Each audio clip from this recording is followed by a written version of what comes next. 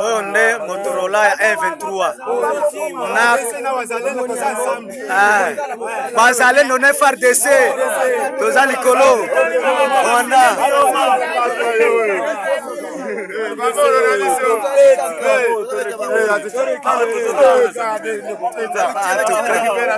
récupération na bebembe ezali ok bapeti bo nyonso baza na kati en tout cas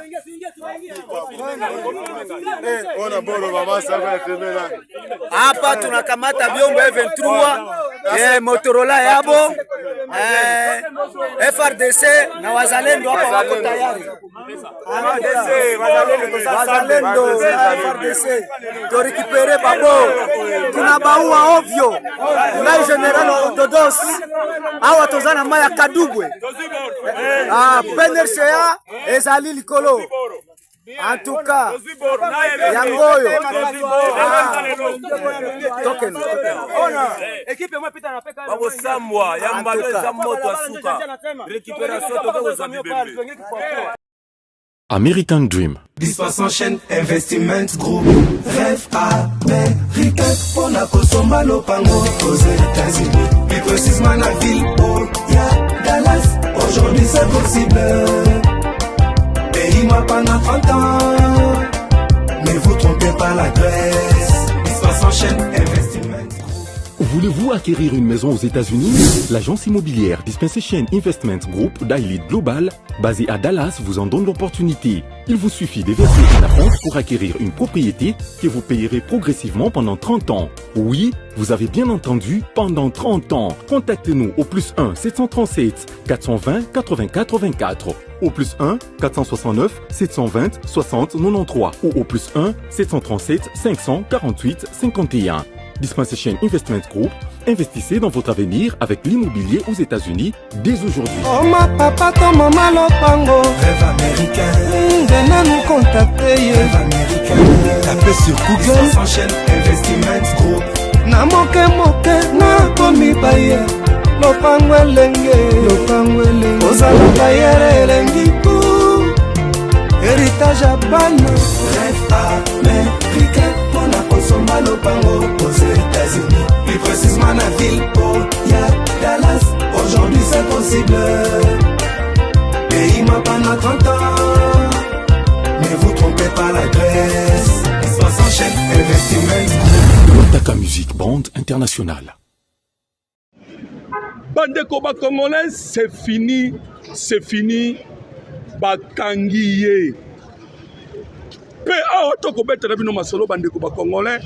Akufi, c'est fini, c'est fini.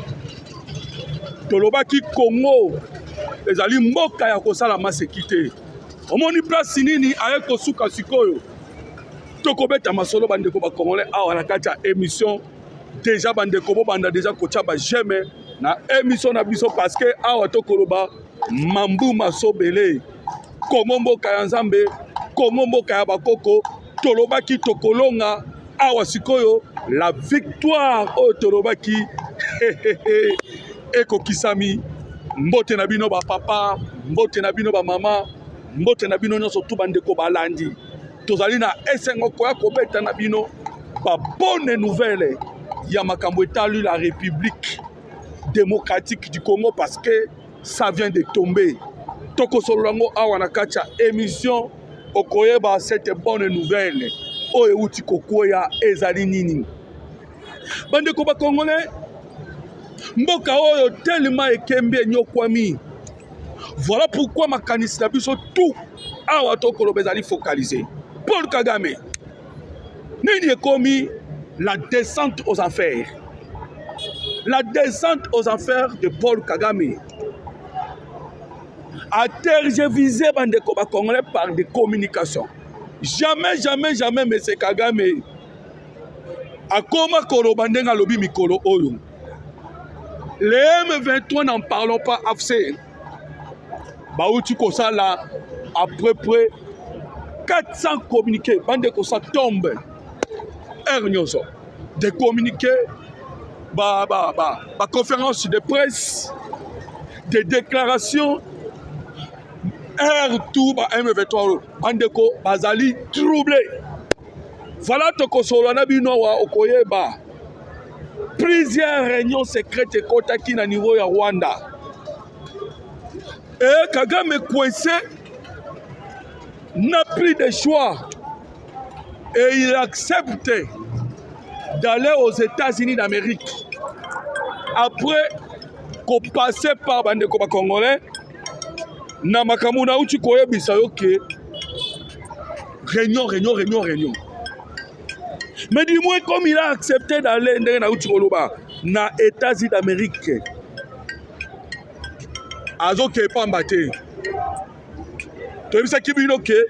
les Américains vont Koluka, Ndengeni Babi Misakagame par la grande porte.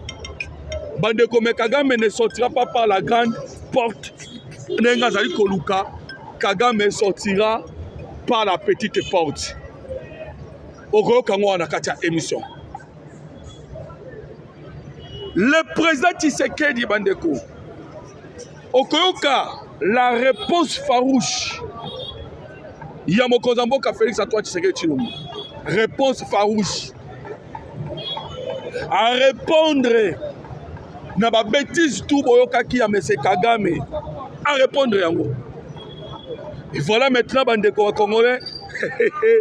Le silence absolu au ekoti awa tokobeta na bino masolo na niveau ya est ya République démocratique du Congo.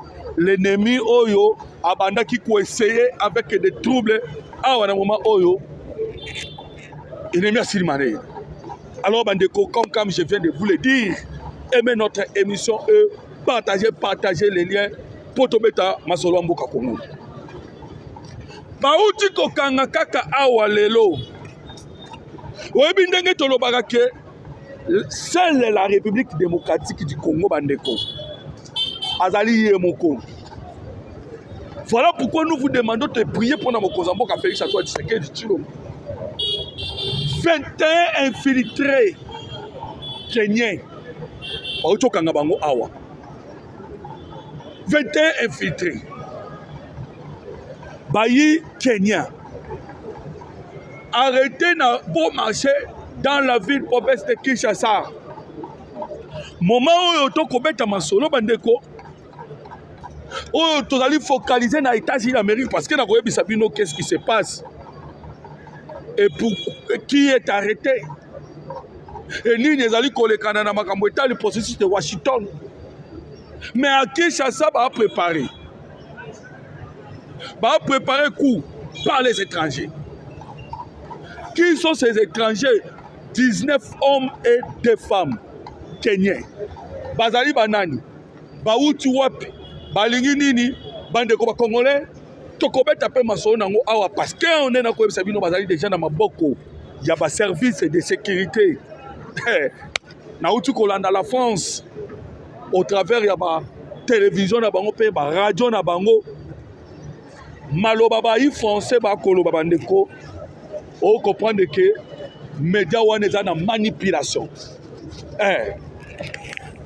Badali ko décortiquer l'arrestation. Il y a des généraux congolais. Pas français. Badali ko décortiquer yango. Oh, CNC, notre service de renseignement. Oyo, lelo ezali ko sala musala, o ezali prouver. Musala o ezali ko mona na pe malamu. Na kati ya mboka mobimba bandeko ba Congolais ba yi français ba bandi ko critiquer yango. Et nous avons compris pourquoi ba bandi ko critiquer service de renseignement ya mboka Congo kaka na moment oyo pe fondation Bill Clinton a bimisi pe ya ba document pour critiquer les services de renseignement bandeko ya mboka Congo. Sur les arrestations, il y a pas généraux. Alors, on comprend déjà que le plan Obama est ça là et qu'il y a maille. Parce que en ce moment, même Bayi Rwanda, on a Koloba AFC M23, AFC M23, Bango Pekuna, Bazali ko critiquer l'arrestation. Il y a pas généraux congolais. On comprend que Mitema na bango nyonso ezali na ba généraux mitema na bango ezalaki il fallait ko éliminer le président de la République. Constant Moutamba ntango azalaki ministre bandeko bakongolais boyokaki Constant Moutamba alobaki que le président Tshisekedi a risqué plus de 100 coups. Plus de 100 coups. Ça c'est Constant Moutamba. Le président Tshisekedi a risqué plus de 100 coups. Alors, au moment que ils ont combattu Constant Moutamba tia kende. Et bah tu vas se perdre dans kende Constant Moutamba Rwanda Bakabili. Mais plus de 100 coups. Et vous allez comprendre que banani bazana kacha ba 100 coups wana des généraux, des officiers. Et admettons que service ya CNS c'est qui ko travaille té. Bande ko bakangana bokanisi ni de lingaki ko kama esalama. Tout ça c'est parce que Tshisekedi les a compliqués. Tshisekedi a bébisi ba plan. A bébisi oyo bazaki ko préparer. Tshisekedi a botoli bango ba intérêt à ba Congolais. A botoli bango ba carré minier. Tshisekedi a botoli bango ba avantage. Bandeko ba généraux au monde ya biso bazali na ba carré minier. Oyo bazalaki kosalela ezalaki ya bango. Ils avaient des carrés miniers. Ndenge moni ba pays voisins bazali na ba carré minier, tout comme ba généraux bazali na ba carré minier. Awa sikoyo baza bloqué. Voilà pourquoi je vous ai dit que mais cela focalisé na Washington mais awa bazo lukandeni bakoyi kosala parce qu'ils savent que Tshisekedi na ndenge asali ndenge amemi makambu. Soki tobi to kende boye bango ba perdant. Il faut maintenant lui attaquer, lui éliminer physiquement pour que bamona ndenge nini bakoyi ko s'en sortir. Et ba pays voisin ba na kati ya makambu. Bandeko, oyoki ke le président kenyan Uhuru Kenyatta serait jusque là dans le conditionnel parce que nous attendons la confirmation. Il y a IEP qui a causé au niveau des États-Unis d'Amérique. Vous savez pourquoi il n'y a pas au niveau des États-Unis d'Amérique? C'est parce que le Kenya peut avoir une insécurité. Le Kenya peut avoir parmi les troupes pour na Est. Kuna na Est, comment on a une insécurité. Dans la République démocratique du Congo, nous avons les Kenyans, nous avons les Ougandais, nous avons les Rwandais, les Sud-Soudanais, les Somaliens. Bazali wana na Est bako bunza biso. Voilà pourquoi le président du Kenya serait parmi na Washington. Mais bandeko, Kagame a quoi une piège. Tu sais ce qui bango que Tshisekedi a kosuki sa Kagame. Tanasco Kagame a quoi une piège. Kagame a accepté d'aller à Washington. Kaka ndenge mutu abota maka, ndenge pe mutu akufaka. Il y a un jour pour naître, il y a aussi un jour pour mourir. Kagame abotisa kibiso ba M23, abandaki na AFDEL, RCD, CNDP, M23-1, M23-2, AFC, les loyaux, tous les rébellions ont changé des années. L'acte de décès, l'acte de la mort, il y a ba rébellion nyoswana ezali kokende ko signamé na mokolo ya le 4 décembre aux États-Unis d'Amérique. Bandeko Kagame tombe maintenant dans le piège. Tu as vu que Kagame a kokoya na piège. Kagame a koyi na piège ya mokonzamboka Félix Antoine Tshisekedi Tshilombo. Awa to koloba. Kagame soki a signé le 4 parce qu'ils ont déjà confirmé. Le 4 décembre oyo Mbalamoko a signé l'Iwa Yaba AM23.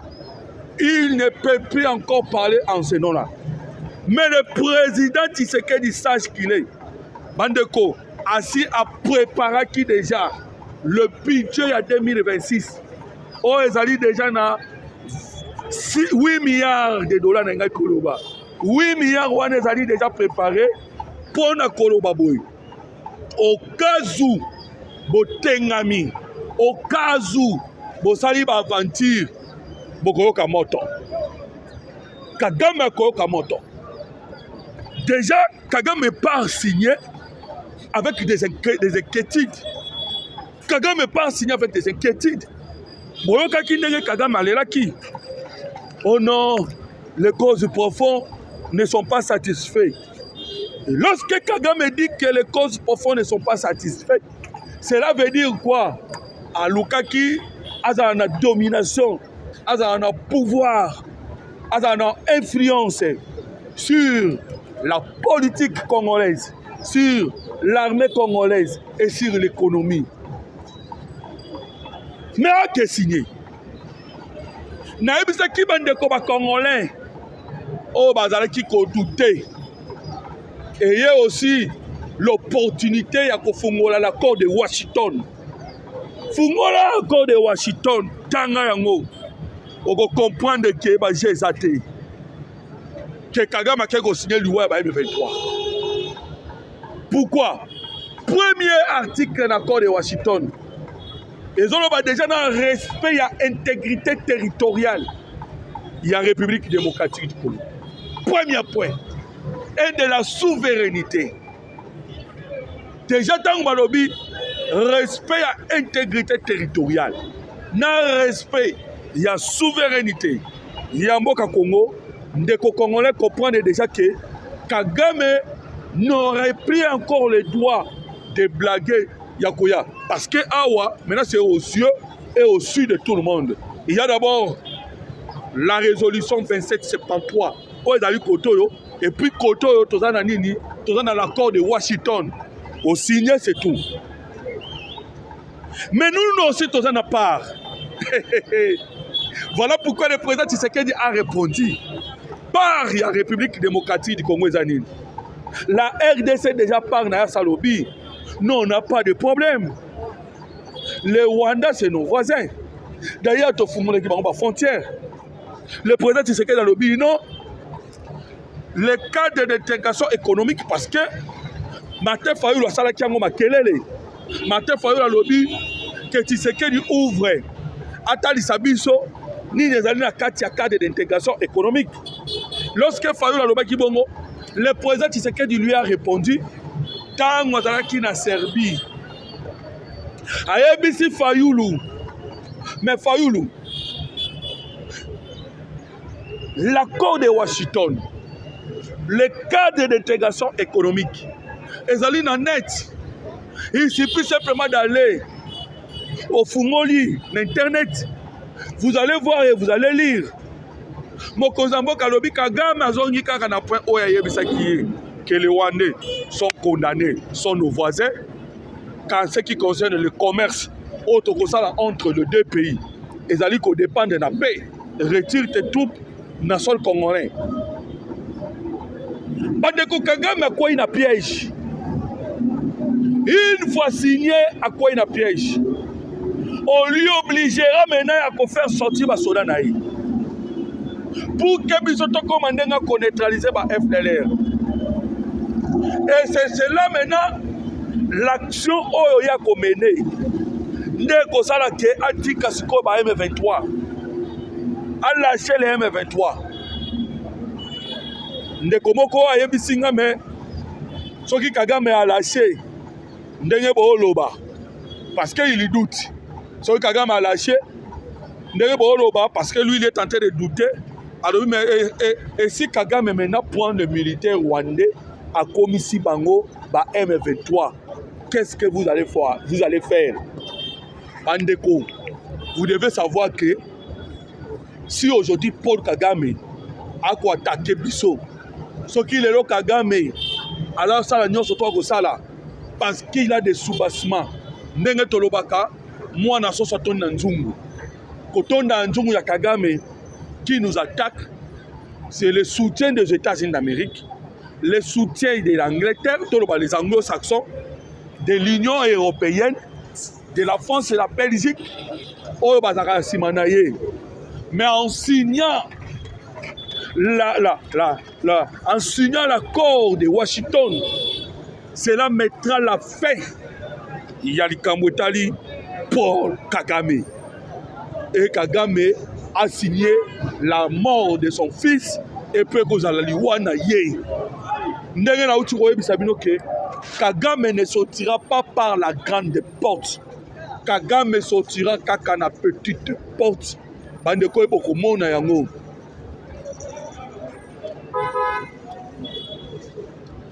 La rébellion bande ko ba congolais. Parce que ndeko moko ya Goma uti ko benga ngai. Ayebi singa ndeko moloto. Tozali ko vivre na prison. Prison à ciel ouvert. Donc on vivre dans la prison. La façon rébellion bazali kosala. La façon oyo ba Rwandais ba koti na Goma. Ba Rwandais ba occupé ba poste. Ils ont tout joyé. Maintenant, le gouvernement congolais a kosala ndenge nini face à cette situation. Parce que ba Rwandais ba koti biso. Ende kwa bengi nga uta Goma akolela. Ndeko, le ministre de l'Intérieur, Maître Jacquemain Chabani, akendaki na Ghana na mikolo uti kolekana. Kokutana na ba Kozia HCR. L'objectif est nini? Ezalaki parce que a dénoncé déjà na miso batutu que le Rwanda est en train de faire la transplantation. Donc alongoli ba Congolais ba Rwandais utu o ba kima guerre azongisi bango na Rwanda alongoli ba Rwandais tuti ayena ba ko transplanter à l'est de la République démocratique du Congo. Le gouvernement congolais est informé na ba mouvement o ko sala makuna. Nous allons faire quoi? Je te le dis déjà pour Yeba. Ba Rwandais ba sala kelo kwa na Tanzanie. Mais lorsque le pouvoir a changé au niveau de la Tanzanie,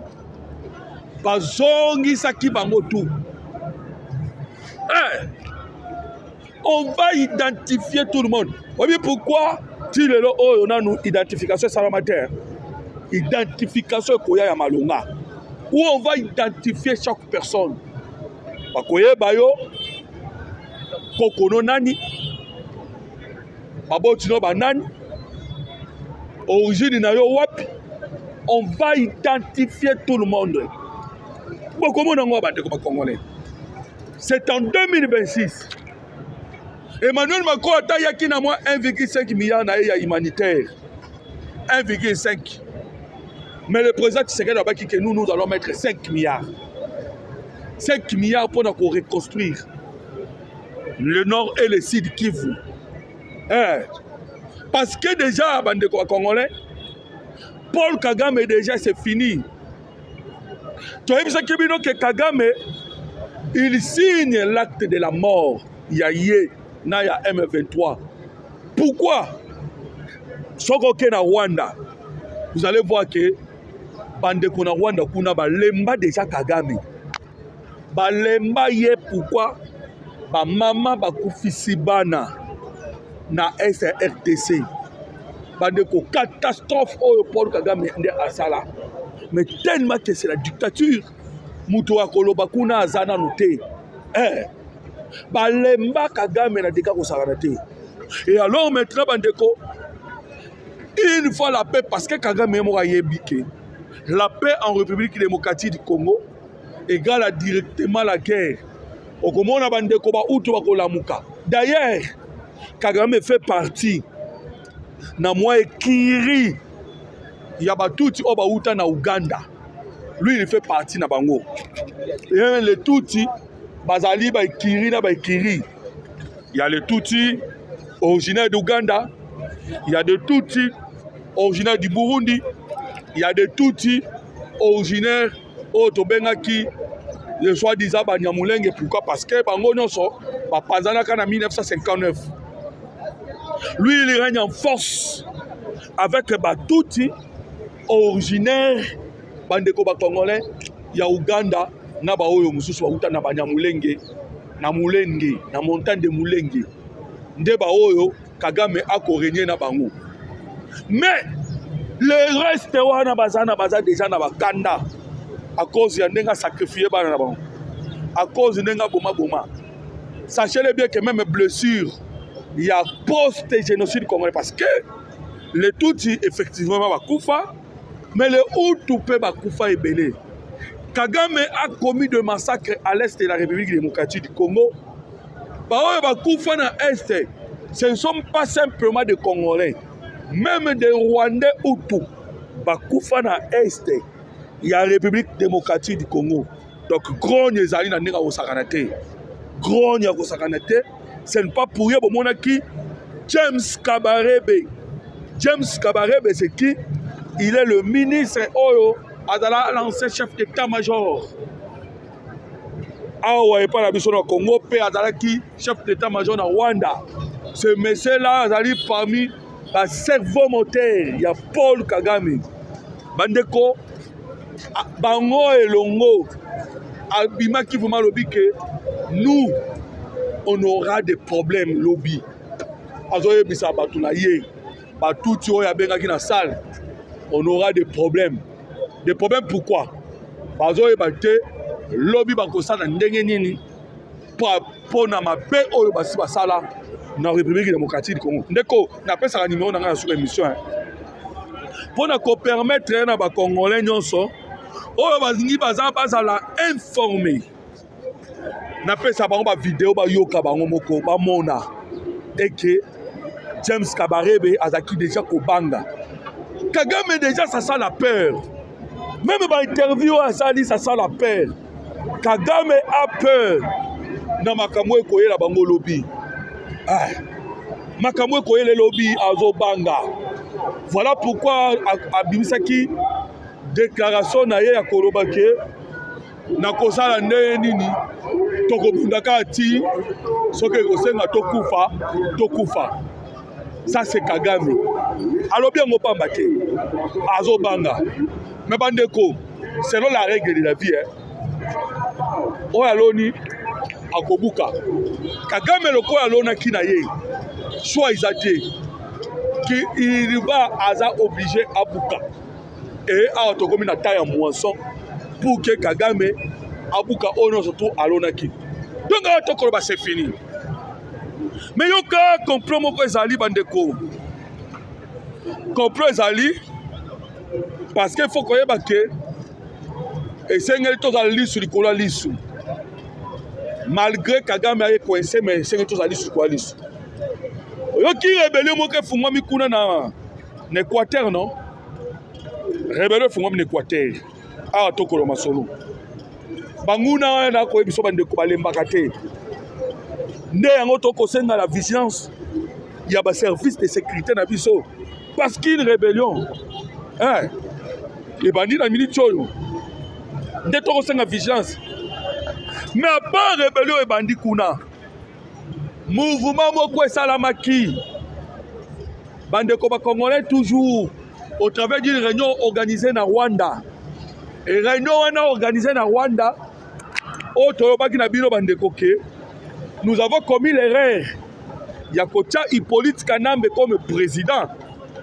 Parce que mouvement bandi pas ya bangala. Na oyo mususu Hippolyte Kanambe alinga banda ko créer. Pour réunion ekotaki avec les kaniki, il veut les carter nanga parce que nanga nda yambi ekulusu ya makambo ezali na AFC M23. Maintenant bandi banda dossier mususu avec les kaniki et des autres toujours comme d'habitude ba manipulaka auto bengaka banyamulenge. Alors babandi sikoyo ko préparer eloko wana andeko on a commis l'erreur. Hippolyte Kanambe aza mutukwe to lukisa ye to kangaye tellement que appuyé mbongo na mboka oyo Kabila a des richesses, des fortunes, des milliards et a jusqu'au milliard wana nyonso a tie yango pona ka ko déstabiliser la République démocratique. Voilà pourquoi Kondo Etienne Tshisekedi alobaka bokangelanga mwana wana boyelanga iye ligoté. J'espère que le président Tshisekedi fera de tout possible qu'on ligote Joseph Kabila. Sinon bande ko congolais c'est monsieur à kotika te akoluka kaka tshaka ba sécurité. To uti koyoka ana Goma ndena uti ko yebisa bino ke awa toko kende eza liwa ya M23 AFC parce que le président Tshisekedi ako réussir nini ko kabola tata na mwana parce que tant Kagame a co-signé et que ça vraiment séparation mais bango babongisi ke jour toko kabola tata na mwana na Washington bango so bana bakoluka sikoyo ba travailler autonomie na bango. C'est ainsi que Zoba ya Nanga, Bandeko, Nanga, a servir Paul Kagame. A comme le fédéralisme. Mais fédéralisme, on va yo kanate. Ate Kabila na Katumbi ato koloba boyo kanizate. Boyo kanizate la guerre de leadership. Kabila lobiye, il faut zonga na pouvoir. Kabila biya zonga na pouvoir. Na moment Kabila a le pouvoir, bande de Congolais, Moïse Katumbi a l'unité. Or, Bassango a SSS5, Bazape troublé, embarras de choix. Bangwana va travailler na Katumbi, Bangwana va travailler na Kabila. Baza troublé, Baye va travailler à Chouanine. Omoni et Béla va Moïse Katumbi, non? Tout va comme aucun de rejoindre dans moment où la région de Kabila, Grand Nezali. Parce que Kabila a opté à 100% pour la rébellion. Et Katumbi maintenant, il y a quelqu'un toujours dans le système de diversion. Boyo Kanizati.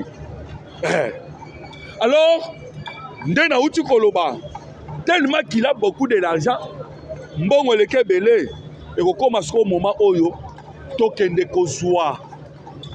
Tokanga Kanambe. Parce que il faut savoir que après la signature, Bokomona, le pato ya Africom, Ndakoya, pato Africom, il va descendre maintenant. Akoya ce qu'on peut habiter pour que tout ça le rétablissement de l'autorité de l'État sur toute l'étendue du territoire national. Vous voyez bien, pato Africom, Africom Ezali. Le numéro 1 Africain, a géré l'armée des Américains en Afrique. Et Aoutakina, armée de l'air. Et Ouanande c'est vraiment force américaine Bazani. C'est alors qu'on va détruire l'arsenal militaire rwandaise où ils allaient installer dans la République démocratique du Congo. Et pour réduire maintenant en faiblesse, pour réduire le M23, pour dissoudre ces mouvements. Et c'est le moment où on doit tout faire pour capturer Hippolyte Kanambe alias Kabila. Parce que si on capture, la guerre continue. Au moment où on a créé guerre, a créé mouvement. Parce que on va manipuler beaucoup plus les Congolais. Alors, Bandeko, Kobo Sanate, Ndenge Toko Banabino, bon aimer émission Nabiso, bon partager les liens pour que et permettre aux Congolais européens partout. Baye ba o ezali kolekana na République démocratique du Congo, Mboka Nabino, Mboka Nabiso. Numéro Nabiso téléphone sur le plus 243 89 40 330 80 plus 243 89 40 330 80. Bon aimer émission. Nabiso peut bon partager. Merci beaucoup. Que Dieu vous bénisse.